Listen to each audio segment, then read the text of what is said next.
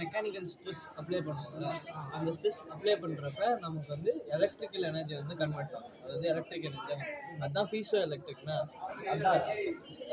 இப்போ வந்து இந்த ரவுண்டாக இருக்குல்ல, இது பேர் வந்து ஃபீஸோ டிஸ்க் அப்படின்னு சொல்லுவாங்க. இதுதான் வந்து உள்ளே இருக்குது. இது வந்து கீழே இருக்க வந்து பாட்டம் எலக்ட்ரோட் இருக்குன்னா, மேலே ஒரு ஒயிட் கலர் இருக்கு டாப் எலக்ட்ரோட். நடுவில் இருக்கிறது தான் ஃபீஸோ எலக்ட்ரிக் எலமெண்ட். சரியா? இந்த ஃபீஸோ எலக்ட்ரிக் எலமெண்ட் வந்து ப்ரெஸ் பண்ணுறப்ப தான் நமக்கு வந்து கரண்ட் வந்து ஜென்ரேட் ஆகும். எலக்ட்ரிசிட்டி ஜப்பான் இருக்குல்ல, அதே இப்போ வந்து ஒரு இதில் வந்து நமக்கு வந்து ஒரு இதில் ப்ரெஸ் பண்ணோம்னா நமக்கு வந்து கம்மியாக தான் கிடைக்கும் வோல்டேஜ். அதனால நம்ம வந்து நிறைய வச்சு அதில் வந்து நம்ம வந்து கரண்ட் வந்து எலக்ட்ரிசிட்டி வந்து ஜென்ரேட் பண்ணுற மாதிரி.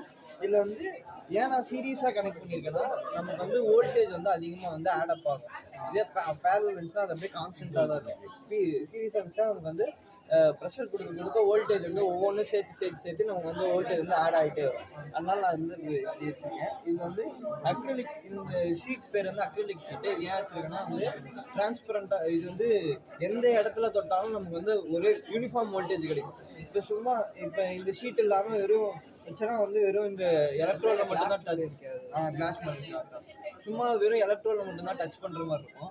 இதே இந்த அக்ரிலிக் ஷீட் வச்சதுனால எல்லா இடத்துலையும் டச் பண்ணுற மாதிரி இருக்கும். சும்மா இங்கே டச் பண்ணால் கூட வரும்.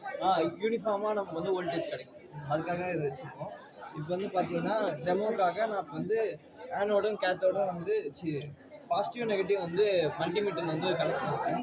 இப்போ நான் வந்து ஏன் மல்டிமீட்டரில் கனெக்ட் பண்ணியிருக்கேன்னா, இப்போ வந்து நான் இப்போ எவ்வளோ ப்ரெஷர் கொடுக்குன்னா அதுக்கு தகுந்த மாதிரி வோல்டேஜ் இருந்துன்னு காட்டும்.